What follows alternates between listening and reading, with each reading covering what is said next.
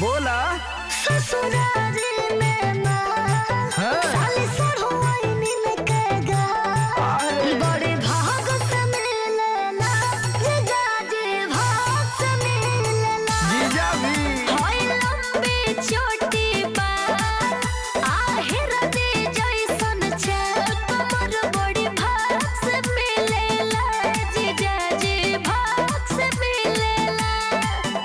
अभी तो जीजाजी गांव के हमार सब सखी सहेली मिलल चाहते और अब जाए फौहाल है।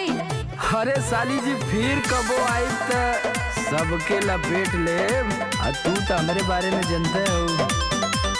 तोहरे लाजी जहा खुला बा खाला फिरी रसगुल्ला बुझत है अब तोरो व्यवस्था करे के हुई।